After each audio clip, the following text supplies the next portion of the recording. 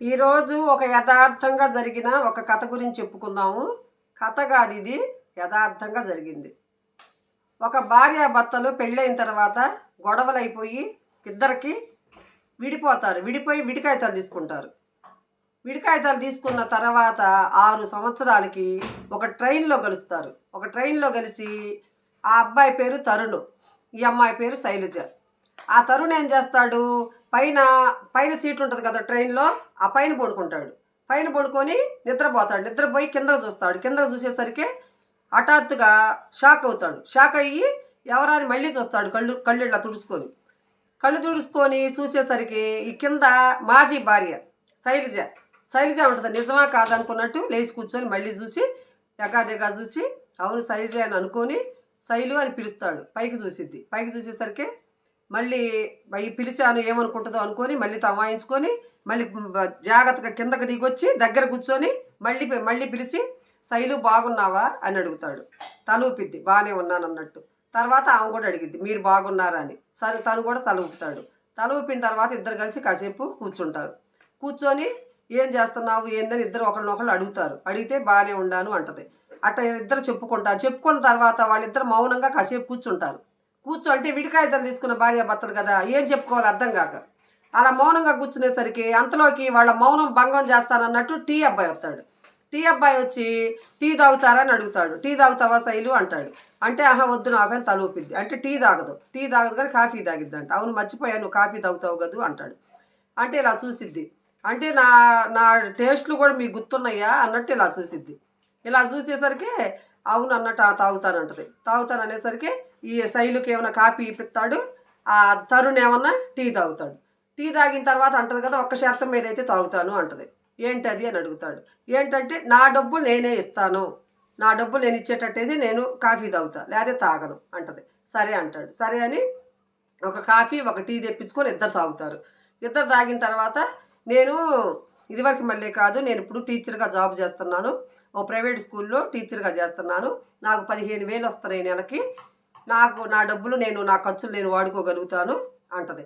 అంటే తరుణ్ అంటాడు కదా నువ్వు అనవసరంగా స్కూల్లో చేరావు శైలు, నేను ఆ రోజు మనం విడికాయితాలు తీసుకునే రోజు నేను 30 లక్షలు ఇస్తానన్నాను, నువ్వు వద్దు అంటే వద్దన్నావు. ఆ 30 లక్షలు కనుక నీ దగ్గర ఉండట్టయితే నువ్వు చక్కగా ఆ డబ్బులతో చిన్న స్కూల్ పెట్టుకునేదానివి.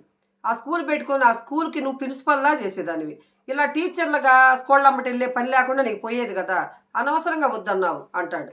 అంటే అంటది కదా నేను ఇలా స్కూల్లో పని చేసుకొని బతుకుతుంటేనే నాకు మనశ్శాంతిగా ఉంటుంది. నీ డబ్బులు తీసుకొని నీ డబ్బులు వాడుకొని నీ డబ్బుల మీద బ్రతకడం అంటే నాకు ఇష్టం లేదు. నేను ఆత్మాభిమానం కల్లా ఆడదాన్ని. నేను ఎవరి డబ్బులకి నేను పాలుపడను. నీ డబ్బులు నాకు అక్కర్లేదని అందుకే అన్నా. నా డబ్బులు నాకు చాలు, నా సంపాదన నాకు చాలు అంటది. అనేసరికి సరే ఆ మాట ఈ మాట చెప్పుకుంటారు. చెప్పుకొని అంటాడు కదా శైలు నేను అనవసరంగా నిన్ను బాధ పెట్టి నేను ఇబ్బంది పెట్టాను. ఇదివరకు తాగుడు పేకాట అన్నీ ఉన్నాయి కదా నీకు తెలుసు కదా, అవన్నీ తెలిసో తెలియక నేను అనవసరంగా బంధం విలువ తెలియకుండా నేను చేతులారా చేసుకున్నాను శైలు. నేను ఇప్పుడు మారాను, నేను తాగటం లేదు, నేను ఇలా దురలవాట్లన్నిటికీ నేను దూరంగా ఉంటున్నాను, నువ్వు నమ్మినా నమ్మపోయిన ఇది నిజము, నా తప్పు నేను తెలుసుకున్నాను శైలు అని బాధపడతాడు కూర్చొని. బాధపడితే ఆ రోజు నేను ఎన్నో చెప్పి చూశాను, ఎంతో బతిలాడాను, మారమని చెప్పి బతిలాడాను, కాళ్ళు పట్టుకున్నాను, కానీ నా మాట నువ్వు వినలేదు, నువ్వు ఉంటే ఉండి వెళ్తే వెళ్ళిపో అన్నావు. ఆ రోజే కనుక మారి ఆ రోజే తెలుసుకొని ఉన్నట్టయితే మన జీవితాలు ఇంత దూరం వచ్చేవి కాదు కదా అని అంటది. అన్నాక అవును శైలు నేను తప్పు చేశాను, నా తప్పు నేను తెలుసుకున్నాను ఇప్పుడు, కానీ నా తప్పు నేను తెలుసుకునేసరికి నేను ఒంటరి వాడిని అయిపోయాను, నిన్ను దూరం చేసుకొని నేను ఎంతో బాధపడుతున్నాను అది ఇదని అంటాడు. అదేంది ఒంటరి వాడిని అంటారేంది, అత్తయ్య లేదా, అత్తయ్య ఉందిగా, నేను వచ్చేటప్పుడు బాగానే ఉందిగా అత్తయ్య అంటది. అమ్మ లేదు శైలు, అమ్మ చనిపోయింది, విడికాయితాలు తీసుకొని నువ్వు వెళ్ళిపోయిన తర్వాత ఎన్నిసార్లు అంది మన ఇంటికి దీపం శైలిని తీసుకురా అని చెప్పి ఎన్నో అంది, ఎన్నిసార్లు అంది, కానీ అమ్మకు తెలియదు. విడికాయితాలు తీసుకున్నాక భర్త ఇంటికి భార్య రాదన్న సంగతి అమ్మకు తెలియక తీసుకురమ్మని చెప్పింది.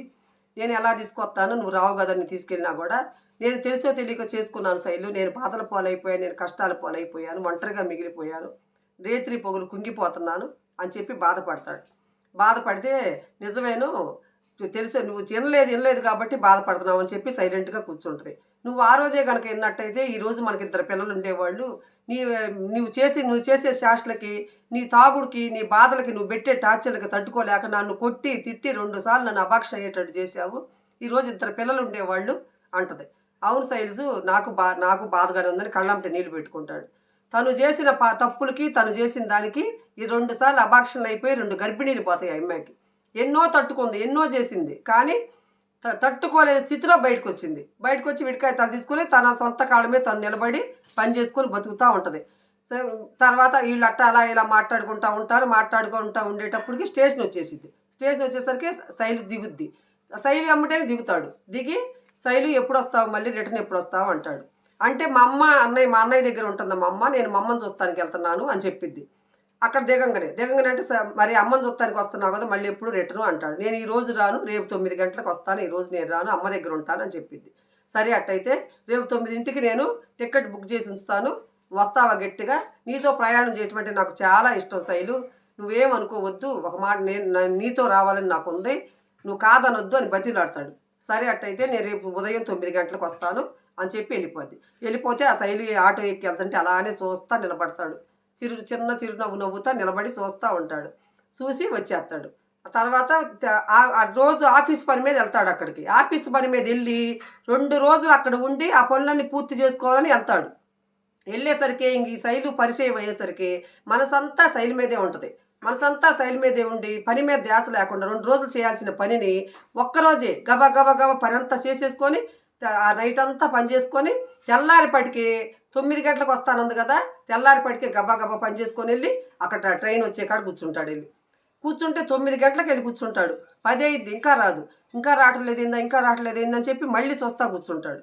అలా కూర్చునేసరికి 10 గంటలప్పుడు ఆ ట్రైన్ పట్టాలకు పక్కగా వస్తూ ఉంటుంది, నడుచుకుంటూ వస్తూ ఉంటే 9ంటికే వస్తానన్నావుగా శైలు అని చెప్పి గబగబా వెళ్ళి 10 గంటలకి వచ్చేదాకా రాలేదంటే, మేము సావుకారులం కాదండి, ఆటోల్లో బస్సుల్లో తిరగటానికి మేము లేని వాళ్ళం, పేదవాళ్ళం కాటాన నేను నడిచే వస్తున్నాను అంటది. రిజర్వేషన్ చేయించుకోవడానికి కూడా నేను రిజర్వేషన్ చేసుకునేంత శక్తి నాకు లేదు, మిమ్మల్ని టికెట్ కూడా వద్దన్నాను మేము ఏ ట్రైన్ కనపడితే ఆ ట్రైన్ ఎక్కి ప్రయాణం చేస్తామండి, మేము రిజర్వేషన్లో చేసుకునేంత శక్తి మా దగ్గర లేదు, మేము లేని వాళ్ళమండి, మేము ఇలానే ఉంటాము అంటది. అనేసరికి అమ్మ కూడా తగ్గిందండి, అమ్మ ఆరోగ్యంగా ఉంది, అమ్మ బాగుంది అంటది. సరే శైలు అని చెప్పి వెళ్తారు. 2 వెళ్ళేసరికి టికెట్ 1000 రూపాయల టికెట్ తీసుకొచ్చి ఏమనబాక, మళ్ళీ నేను నీకు ఇస్తాను, నువ్వెందుకు తీసుకున్నావు అని అనబాక అని చెప్పి సరదాగా నవ్వుతా ఆ శైలు చేతిలో పెడతాడు టికెట్. సరేనని చెప్పి ఏమనకుండా తీసుకుంటుంది. తీసుకున్నాక ట్రైన్ వస్తానికి ఇంకా టైం ఉంటుంది. టైం ఉండేసరికి అంటాడు కదా, శైలు కాఫీ తాగొద్దాం వస్తావా అంటాడు. సరేనంటది. సరే అని తర్వాత అంటది కదా, ఒక్క షరతు మీద అయితే వస్తానంటది. ఏంటంటాడు.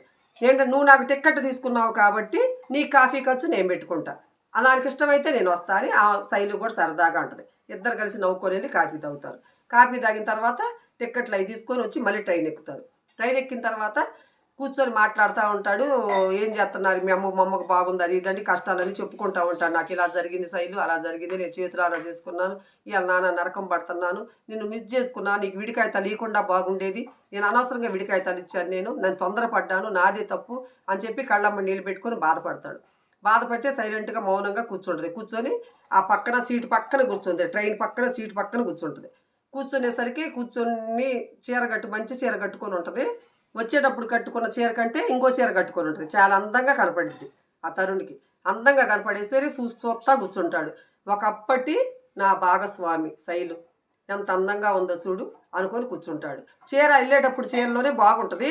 వాళ్ళ అమ్మ దగ్గరికి వెళ్ళి వస్తా ఇంకో చీర కట్టుకొని వచ్చింది. వచ్చేసరికి దాంట్లో ఇంకా అందంగా కనపడిద్ది.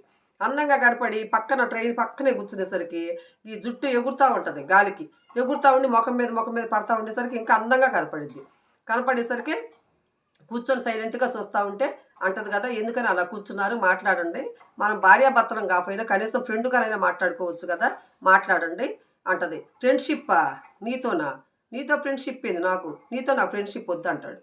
అనేసరికి షాక్ అయ్యి ఏంది ఎలా అన్నాడు, ఏంది నాతో ప్రయాణం చేయటం ఇష్టం అన్నావుగా, అదేంది అలా అన్నావు, నేనేం చేశాను అంటది.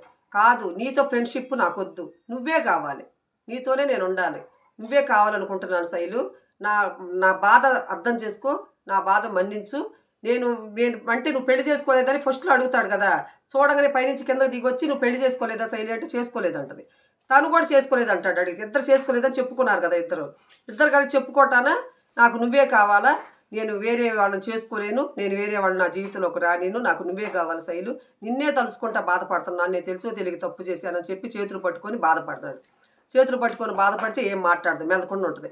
మాట్లాడిపోతే నాకు సమాధానం చెప్పు శైలు అంటాడు. అంటే నా తప్పులన్నీ నీయే అనబాక, నాది కూడా తప్పు ఉంది.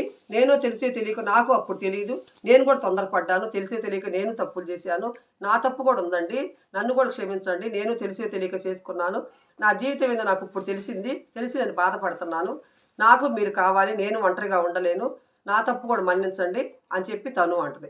అలా ఇద్దరు అనుకుంటారు. ఇద్దరు అనుకునేసరికి కళ్ళ తుడుచుకుంటుంది.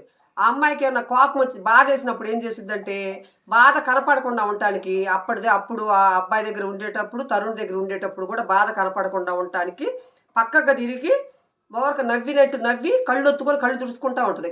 కన్నీళ్ళు ఎవరికి కనపడి కూడా తుడుచుకుంటూ ఉంటుంది. అలా తుడుచుకుంటూ ఉంటుందని చెప్పి తరుణ్కి తెలిసి కళ్ళలో కుక్కుకొని మింగలేక కక్కలేక కళ్ళలో నీళ్లు పడుతుంటే అంటాడు కదా, శైలు నువ్వు అస్సలు ఆపుకోవద్దు ఏడుపు, నీ కడుపులో ఉన్న బాధ అంతా ఎలగక్కేసేయి, నీ ఏడుపు అంతా పానిచ్చేసేయి, నువ్వు ఏడువు, నిన్ను వద్దాను నేను, నీ మనసు తేలికైపోవాలా, నీ బాధ అంతా ఈ రోజుతో పోవాలా, నా సంతోషానికి నువ్వు కావాలా, నీ బాధల్లో నీ కష్టాలు సుఖాలు నేను పంచుకోవాలా, మన ఇద్దరం కలిసి ఉండాలి, మనం తెలుసో తెలియక తప్పు చేసాము, విడికాయ తల కూడా తీసుకున్నాము, అది తెలిసో తెలియక అయిపోయింది, మన ఇద్దరం కలిసి ఉండాలని చెప్పి అంటాడు.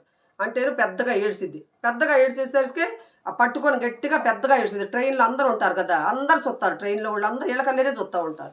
ఇళ్ళకల్లే చూస్తున్నా కూడా లెక్క చేయకుండా చేయి పట్టుకొని గట్టిగా ఏడ్చేసరికి ఓదార్చిన తర్వాత అలా ఇద్దరు ఒకరికొకరు మంచి చెడు చెప్పుకొని టీ తాగి కొద్దిగా ట్రైన్లో అవి మాట్లాడుకుంటా అలా ఇలా అనేసరికి వాళ్ళు దిగే స్టేషన్ కూడా వచ్చేసరికి ఇంకా ఇప్పుడు ఎవరింటికి వాళ్ళు వెళ్ళాలి కదా, లెక్క అయితే వెళ్ళదు, ఇంకా వెళ్ళకుండా చేయి పట్టుకొని శైలు అని చూస్తాడు. నేను వెళ్ళనండి, మీతోటే నా ప్రయాణము, తెలిసో తెలియక నేను తప్పు చేశాను, మీరు తప్పు చేశారు, తెలిసో తెలియక మళ్ళీ కలిసాం కాబట్టి ఇక ముందు మన జీవితంలో ఎలాంటి తప్పులు చేయకుండా మన తప్పులు సరి చేసుకొని ఇద్దరు ఒక బాట మీద నడుద్దాము. తెలిసో తెలియక చేసిన తప్పుల వల్ల 6 సంవత్సరాలు మన జీవితం వేస్ట్ అయిపోయింది అని చెప్పుకొని ఇద్దరు ఒకటి పట్టుకొని తరుణ్ ఇంటికి శైలిని తీసుకెళ్తాడు. ఇద్దరు చేయి పట్టుకొని తీసుకెళ్ళిన తర్వాత ఇంకా అప్పుడు అంతకుముందు ట్రైన్లో ఉన్నవాళ్ళు కూడా పిత్తరపోయి వస్తుంటారు, వీళ్ళిద్దరు భార్యాభర్తలు కావాలనుకొని అంతకుముందు చూసిన వాళ్ళు కూడా షాక్ అయ్యేసరికి ఇద్దరు దిగి ఇద్దరు కలిసి ఒకటి పట్టుకొని తరుణ్ ఇంటికి వెళ్ళిపోతారు. ఇద్దరు అత్తగారింటికి వెళ్ళిపోద్ది. తన ఇంటికి తను వేరే ఒక రూమ్ తీసుకొని ఉంటుంది అంతకుముందు, అలాంటిది భర్త చేయి పట్టుకొని అత్తగారింటికి వెళ్ళిపోద్ది శైలు. ఇద్దరు కలుస్తారు. అలా చాలా మందికి జరుగుతూ ఉంటాయండి జీవితంలో, తెలిసో తెలియక తొందరపాటులో విడికాయతాలు తీసుకొని తర్వాత బాధపడేవాళ్ళు ఎంతమందో ఉంటారు. మీకు ఎలాంటి బాధ కలిగినా తొందరపడి విడికాయతాలు తీసుకోకుండా కలిసే రోజు ఎప్పుడైనా వచ్చిద్దేమోనని ఎదురు చూసి తొందరపడి నిర్ణయాలు తీసుకోబాకండి. ఎవరి వల్ల తప్పుండా, ఒకళ్ళ వల్ల కాదు, ఇద్దరి వల్ల తప్పులు ఉంటాయి. ఆ తప్పులు సరి చేసుకొని ఎప్పుడైనా కలిసే అవకాశం ఉంటుంది కదా. తెలిసి తెలియక చేసిన తప్పుల్ని వాళ్ళిద్దరి జీవితంలో కనుక వాళ్ళిద్దరు ఒకళ్ళ తప్పులు ఒకళ్ళు చెప్పుకొని, ఒకళ్ళ కష్టం ఒకళ్ళు చెప్పుకొని, ఒకరికొకళ్ళు ఓదార్చుకొని, ఒకళ్ళ మనసు ఒకళ్ళు తెలుసుకొని ఆ తరుణ్ శైలుకు మళ్ళీ వాళ్ళిద్దరు ఎలా కలిసిపోయారో అలాగే చాలామంది జీవితాల్లో జరుగుతాయి. వాళ్ళకి మళ్ళీ కలిసిపోయి వాళ్ళకి మళ్ళీ భార్యాభర్తలు కలిసి ఉండాలని చెప్పి వీడియోకి అర్థమండి. ఈ వీడియో కనుక మీకు నచ్చితే సబ్స్క్రైబ్ చేసి లైక్ కొట్టండి, చివరి దాకా చూడండి. బాయ్.